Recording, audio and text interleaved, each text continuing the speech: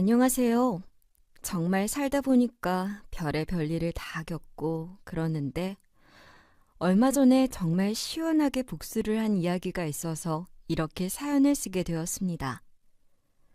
저는 원래 고졸 출신 사업가였어요.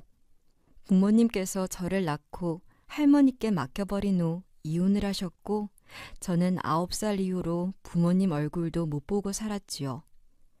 두 분 다 재혼을 하셔서 할머니에게 거의 저를 버리다시피 한 거예요. 할머니도 노하셔서 자기 자식들 안 볼 거라고 너는 내가 엄마로 생각하라고 하면서 제가 기죽지 않게 엄청 노력을 해주셨습니다. 그 덕에 저는 어디 가서도 항상 자신감 넘치는 태도와 함께 당당하고 멋있게 살려고 노력을 엄청 많이 했던 것 같아요. 그래서 자신감과 자존감 하나는 남부럽지 않을 정도로 최고였습니다. 고3 때 군고구마를 팔아서 한 달 매출이 400만 원이었다면 믿어지시나요? 오롯이 자신감 하나로 그렇게 고구마 하나로 어마어마한 매출을 달성하게 되었고 또 그 매출을 모아서 작은 사업을 시작하게 되었죠. 남들 대학 갈 때 저는 대학을 가지 않고 장사를 시작했고 그 덕에 젊은 나이에 남들과는 다르게 돈을 많이 벌게 되었습니다. 한 달에 거의 800만 원을 순수익으로 가져갔으니까요. 제가 한 일은 이제 붕어빵 기계를 납품받아서 상인들한테 팔고 길거리 장사하는 분들의 포장마차 기계나 이런 것들을 싹 다 파는 그런 일을 했어요. 아무래도 제가 길거리 장사를 좀 해보다 보니까 그분들이 뭐가 필요한지 다 알게 되었고 돈이 없어서 길거리 장사를 하시는 분들이니까 조금 더 저렴하게 합리적인 가격으로 시작해보자 해서 그 사업을 시작하게 된 거예요. 전국에서 그런 거를 전문적으로 파는 소매업체가 저밖에 없었기 때문에 매출은 가히 상상을 뛰어넘었습니다. 규모가 커지다 보니까 매장도 늘리게 되었고 저는 점점 더 바빠지게 되었어요. 그렇게요, 저 새벽 4시에 일어나서 가게 가고 운동하고 돈 벌고 하다 보니 집에 오면 밤 11시고 그때 밥 먹고 샤워하고 잠들면 거의 3, 4시간 정도밖에 못 자는 상태가 되어버려요. 아이고, 참 그런데 그거를 거의 10년간 하다 보니까 문득 제 인생에 기쁨, 행복이 없었구나라는 사실을 알게 되었습니다. 나는 뭐 한 거지, 지금 동안? 남들은 다 앞을 향해서 갈 때 나는 너무 현재를 살았구나.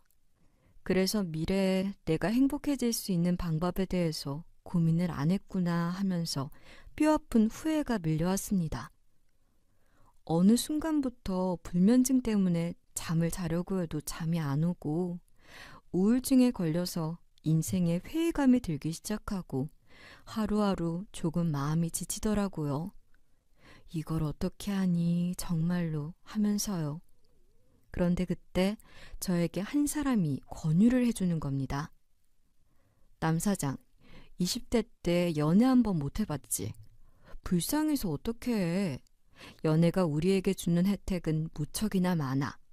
그러니까 남 사장 연애 시작해봐. 아마 세상이 다르게 보일 거야. 그 사람 때문에 지친 내 삶에 따스한 빛이 들어오는 것 같고 또 부정적이던 남 사장의 마음이 긍정으로 가득 차게 될 거야. 하면서 저에게 연애를 권유한 겁니다. 그런데 개인 사업자가 사람을 어디서 만나나요? 만나기 정말로 쉽지 않았지요. 그러다가 저를 잘 아시는 사업거래처 사장님께서 자기 회사에 있는 경리를 한번 만나보라고 아무래도 이 경리 굉장히 똑똑하고 또 머리도 빠르게 굴러가고 사람이 좋다고 하면서 저에게 소개를 시켜준 겁니다. 사실 저는 자연스러운 만남을 기대하는데 이렇게 자연스러운 만남만 기대했다가는 아무것도 안 되고 죽도 밥도 안 될 것 같다는 생각이 빡 들게 된 겁니다. 안절부절 못하다가 제가 결국 알겠어요. 그 소개팅 받아보겠습니다. 하면서 넙죽 그걸 받은 거지요. 생애 첫 소개팅을 나가는 날은 제가 사업 시작을 할 때보다 더 떨렸어요. 아무래도 오랜 시간 동안 여자랑 말을 안 하다 보니까 어색하더라고요. 그런데 소개팅 장소에 나간 순간 저는 그 여자의 얼굴을 보자마자 뒤에서 후광 같은 게 비춰지는 것을 알게 되었습니다. 정말 너무나도 아름다웠고 예뻐 보였어요. 그 여자의 얼굴이요. 아니, 어떻게 이렇게 아름다운 여자가 내 앞에 있는 거지? 정말로 너무 이쁘다. 하면서 입을 떡 벌리고 저는 첫눈에 반하게 되었습니다. 여자 앞에서 소극적이고 자신감이 없었던 제가 그 여자를 쟁취하기 위해서 안 해본 것이 없을 정도로 굉장히 헌신적으로 그 여자에게 저에 대한 어필을 했어요.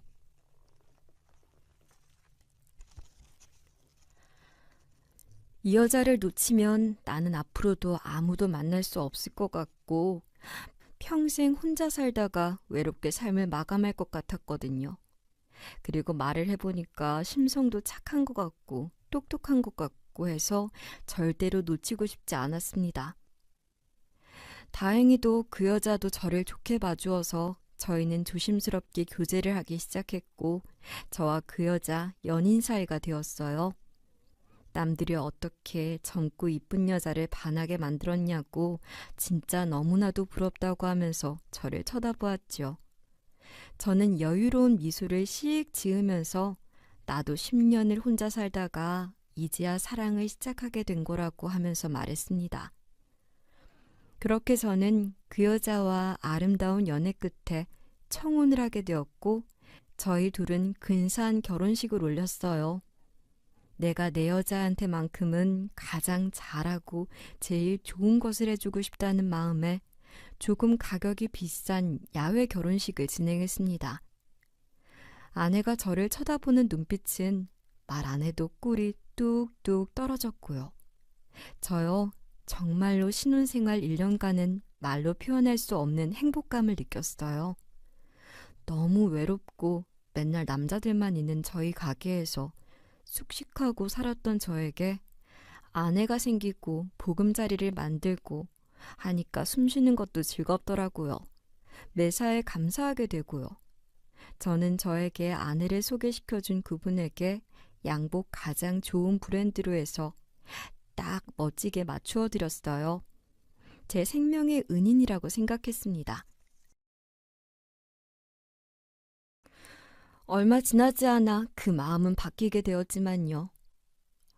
하여튼 아내에게 너무나 고마웠던 저는 어차피 돈 많이 벌어봤자 나는 바빠서 쓰지도 못하고 하니까 아내라도 돈 걱정 없이 살았으면 정말 좋겠다는 마음으로 저는 아내에게 카드를 건네주었습니다.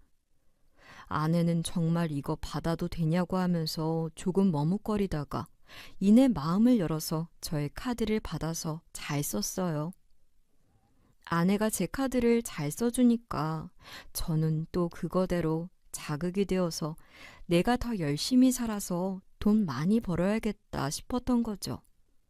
아이고, 그런데 저의 그런 생각은 너무나 멍청하고 바보 같은 생각이었습니다. 지금 생각해도 진짜 멍청한 짓이었죠.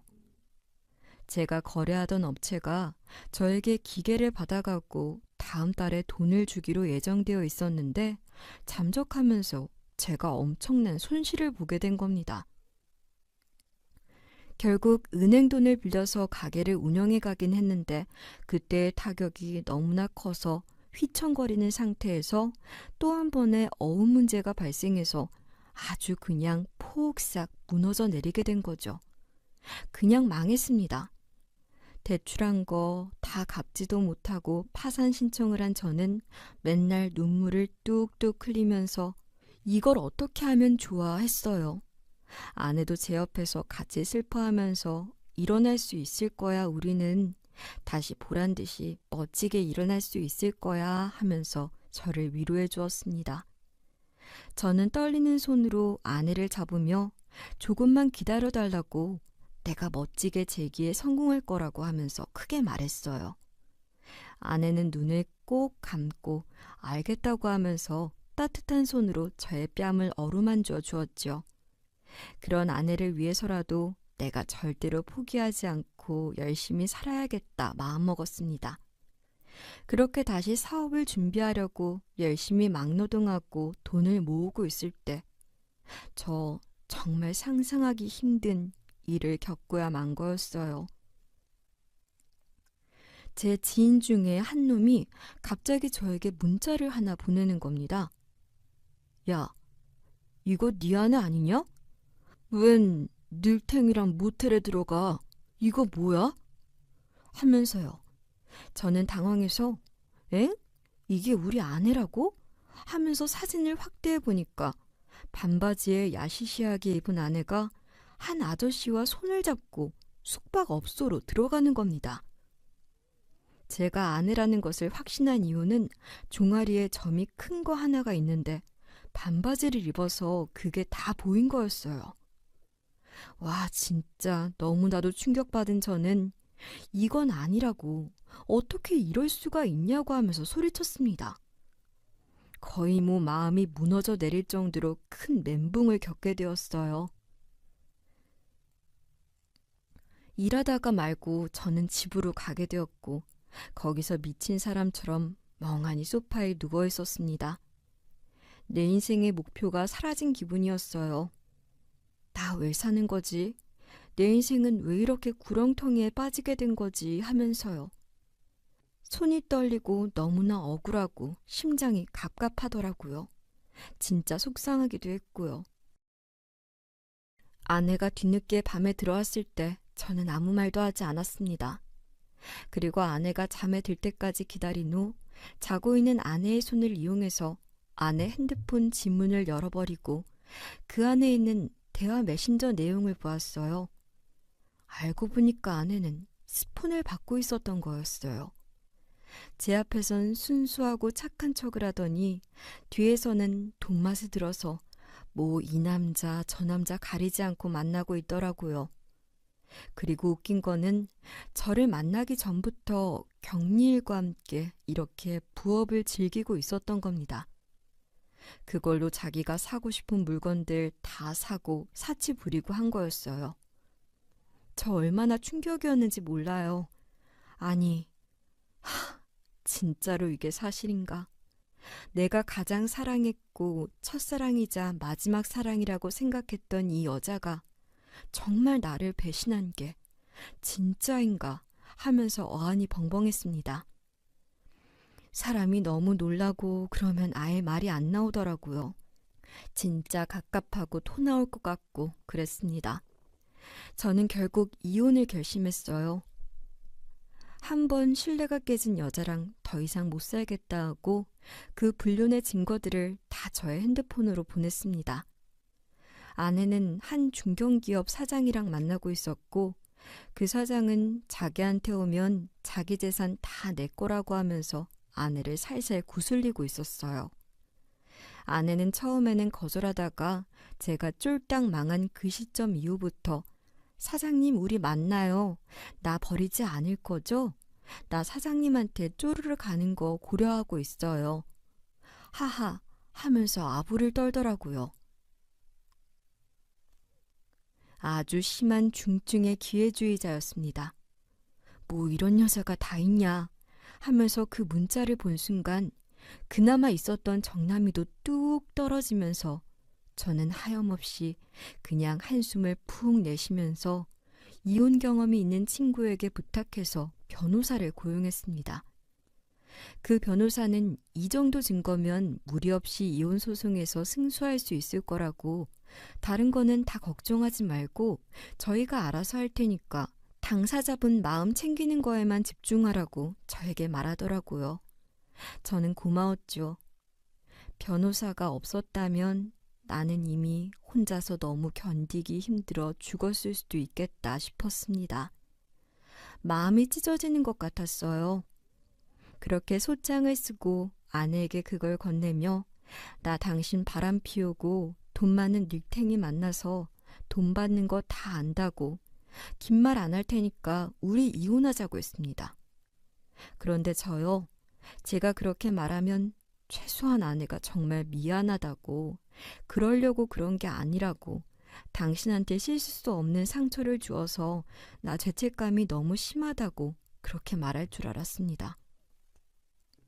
그런데 그녀, 와, 정말 적반하장이더라고요. 어이가 없었습니다. 막 소리를 지르면서 당신 내 핸드폰 봤어? 미친 거야? 왜 남의 핸드폰을 허락도 없이 보고 난리야? 나 진짜 너무 어이없어. 아, 화가 나. 하면서 되려 짜증을 내더라고요. 와, 저는 너 이제 돈 많은 남자 물었다고? 막 나가자 이런 거야? 왜 그래? 인성이, 너 진짜로 정상이 아니구나. 난 너 같은 거는 처음 봤다. 어쩜 그렇게 개념이 없이 막 나갈 수 있냐? 인간도 아닌 것, 한심한 것. 하면서 저는 혀를 끌끌 차면서 그녀에게 팍 물건을 던졌어요. 당장 내 집에서 나가라고. 이 짐덩이들 다 들고 내가 사준 가방은 내가 가위로 다 잘라버릴 거라고 하면서요. 그러자 제가 가방을 자르려고 하니까 미안하다고 하면서 또 안절부절 못하더라고요. 와, 나의 존재보다 가방의 존재를 더 중요시하는 여자를 내가 만난 거구나. 나는 정말 여자 보는 눈도 없다. 어떻게 이럴 수가 있는 거지? 아, 정말 답답하네 라고 생각했습니다. 그렇게 살다 보니까 어느 순간부터 저의 마음은 완전히 무너져 내렸고 아내와 이혼 소송 1년 끝에 남남이 되니까 거의 폐인이 되었어요. 맨날 술 마시면서 하루하루를 보내다 보니까 사람이 그냥 완전히 미친 사람 직전까지 갔습니다. 무어라 말로 표현할 수 없을 만큼 그 절망감은 설명할 수 없었고 저는 그저 무기력한 채로 하루를 보내다가 주변 사람들이 이렇게 무너지면 너 자신한테 지는 거라고, 절대로 무너지지 말고 약해지지 말라고 하는 조언에 정신을 번뜩 차려서 저 일을 하게 되었어요. 다행히 다시 시작한 사업은 아주 잘 되었습니다.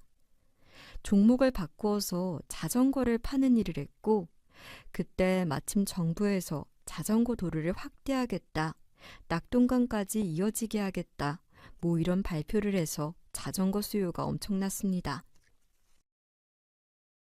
그리고 서울시랑 공유 물건업체에서 자전거 공유제를 확대하겠다고 해서 저에게도 문의가 들어오고 소위 물이 들어오게 된 겁니다. 저는 그때 열심히 노를 젓게 되었고 다행히도 꽤나 큰 성공을 이룰 수 있게 되었어요. 전에 진행한 사업에서 생긴 빚을 전부 다 갚을 수 있게 되었고 엄청나게 기뻤어요. 남들은 그게 무슨 성공이냐라고 할 수도 있는데 제 명의로 된 집도 사고 멋지게 당당하게 나의 능력으로 다시 일어났으니까 이것만큼 기쁘고 뿌듯한 일은 또 없다고 저 나름대로 생각하게 된 거죠. 그렇게 다시 한번 사업을 통해서 저는 재기를 하게 되었고 그 과정에서 제 동업자의 여동생과 함께 눈이 맞아서 연애를 하게 되었어요. 힘들고 힘들었던 저의 마음에 담비 같은 존재가 그녀였습니다. 전 아내와의 그 아프고 싫은 기억들은 그녀를 통해서 싹 다 잊어버릴 수 있게 되었고 많은 고민 끝에 그리고 신중한 만남 끝에 결혼을, 아니 재혼을 하게 되었어요. 2번 하는 결혼이니까 다른 사람들한테 떠벌리고 싶지 않아서 조용히 재혼식은 생략한 채 혼인신고만 했죠. 대신 거래처 사람들의 많은 축하를 받았습니다. 제 현 아내는 본인이 벌어서 본인 돈으로 생활비 쓴다고 나는 의지하는 것이 있고 나의 자립심으로 인생을 살아가는데 크나큰 자부심을 가지는 사람이라고 저에게 말했어요.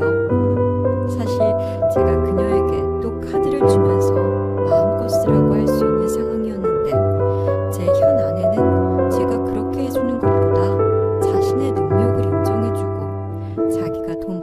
것을 존중해주는 것에서부터 기쁨을 느끼는 사람인 것 같아서 그렇게 하도록 해주었습니다.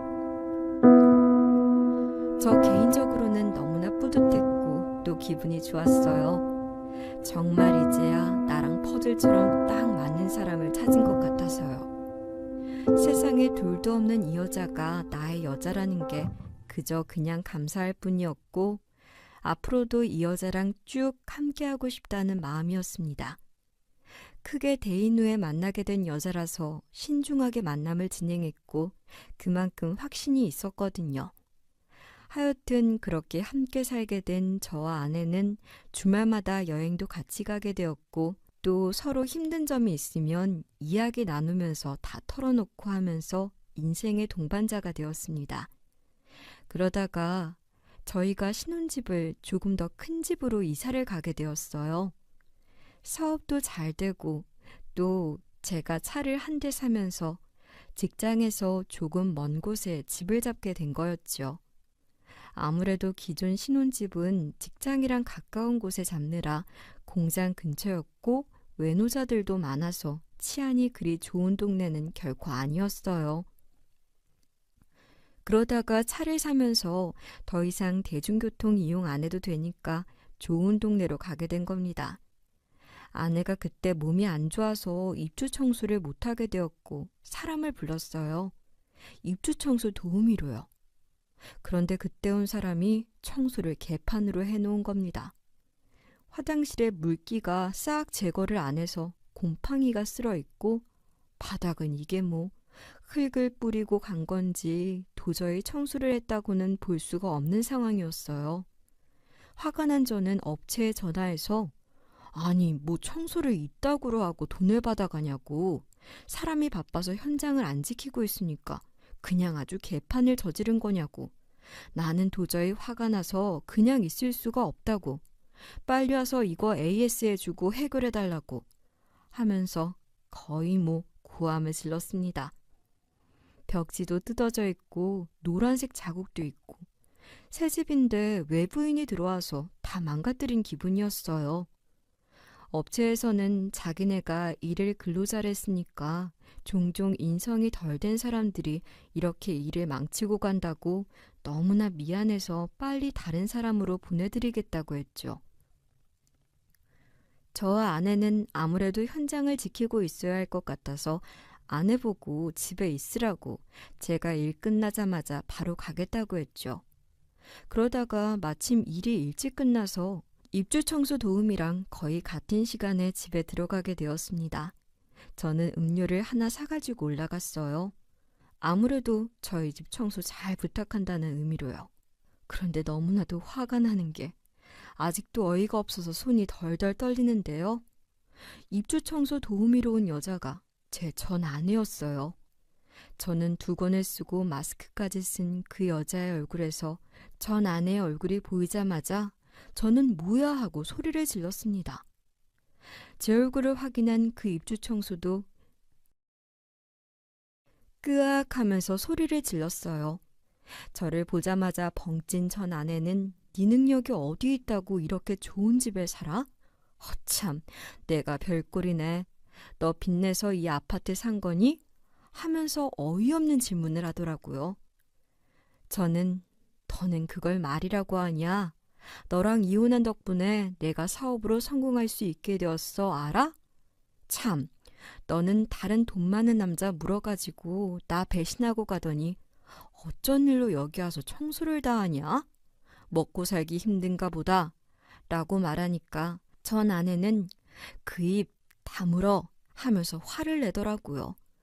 저는 하참 다시는 보기 싫었던 이 얼굴을 보니까 어제 먹었던 생선이 올라올 것만 같은 기분이 든다고 내가 더러워서 너한테 복수 안 한 거니까 감사하게 생각하고 그냥 우리 집에서 나가라고 했습니다.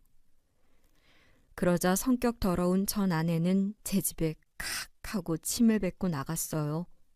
잠깐 밖에 나가서 수건을 사고 들어온 제 아내는 집에 딱 들어와서 제 전 아내를 만나게 된 거죠. 제 아내는 전 아내에 대해서 이야기만 들어보았지 얼굴은 모르는 상태였습니다. 그런데 아내가 제 전 아내를 보자마자 미영아, 너 어쩐 일이야? 와, 진짜 신기하다. 고등학교 때 우리 같은 반이었잖아. 하하, 하면서 말하더라고요. 알고 보니까 제 전 아내와 현 아내 동창이었던 거예요. 아내는 놀라면서 너 엄청 잘 사는 집안 아니었니? 왜 여기서 이런 일 하고 있어? 하면서 물어보더라고요. 그러자 제 전 아내는 아니야. 그냥 뭐 취미야, 취미. 그냥 하는 거지. 몸도 움직일 겸사겸사 해서 하하하 라고 하더라고요. 와, 그 꼴을 보고 있으니까 어처구니가 없었습니다. 뭐 저런 뻔뻔한 여자가 다 있나 싶었던 저는 바로 아내에게 이 여자가 내 전 아내라고 내게 거짓말 치고 돈 많은 남자 만나서 몸 굴리고 그런 식으로 돈 번 여자라고 하니까 제 아내 깜짝 놀라서 진짜 너가 그 여자냐고 하면서 제 전 아내에게 물었습니다. 전 아내는 아무 말도 못하다가 그래, 나 이 남자 전 아내였다. 너는 골라도 이런 남자를 고르니? 이런 보잘것없는 남자랑. 참, 어이없어. 너는 고등학교 때부터 애가 참 별로인 여자 같더니 결국에도 이런 별로인 남자랑 결혼하는구나. 끼리끼리는 과학이라고. 나는 이 남자랑 끼리끼리가 아니라 이혼했어. 나 지금 만나고 있는 남자 재벌이야. 라고 하더라고요. 누가 봐도 돈이 없어서 입주 청소하는 건데 불쌍하다 싶었습니다. 그렇게 해서라도 자기 변명을 하고 거짓말로 자기 겉모습을 치장하는 게요. 당연히 거짓말이라는 것을 제 아내는 눈치를 채고 말했습니다. 너 동창회에서 민주한테 500만 원 빌렸는데 잠적하고 안 갚았다며. 민주 그것 때문에 엄청 힘들어하고 마음고생했는데 너랑 연락 끊겨서 아무것도 못하고 있대. 그걸 내가 얼마 전에 들었거든? 그 소리를 들었는데도 너가 재벌이랑 만나고 있다는 것을 믿으라고? 참, 웃기지 마. 나 절대 그거 안 믿어, 알겠어? 그리고 애들한테 싹 다 말할게. 너가 어떤 여자이고 어떻게 사는지. 민주한테도 네 번호 전해줄 테니까 빨리 그 500만 원 갚아라. 여기 입주민 청소 소장님한테 네 주소 물어보면 바로 나오니까 도망갈 생각하지도 말고 하면서 단단하게 일러주었습니다. 그러자 제 전처는 창피했던지 문을 열고 도망갔어요. 아무리 세상이 좁아도 그렇지 어떻게 이런 곳에서 만나냐 하고 저희 부부는 놀랐습니다. 그냥 청소 우리가 하자 하고 저는 전처가 남겨준 청소도구로 집을 청소했습니다. 그리고 주변의 수소문에서 전처가 왜 이런 생활을 하는지 알아보았어요.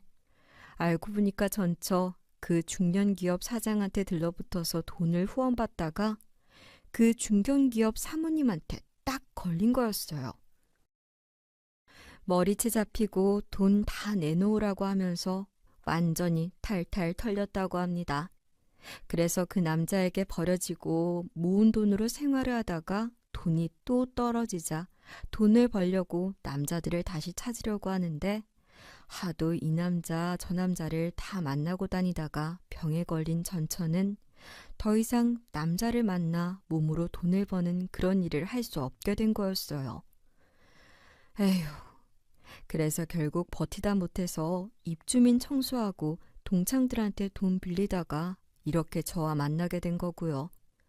동창들은 제 전처가 엄청 잘 살고 여유 있고 잘 나가는 줄 알았대요. 그런데 그게 아니었던 거죠. 그래서 제 아내가 이거를 내 친구들에게 말해야겠다고. 또 다른 피해자를 막아야 한다고 하면서 고등학교 동창 단톡방에다가 이 사실을 올렸습니다. 거기 동창들 난리가 났대요.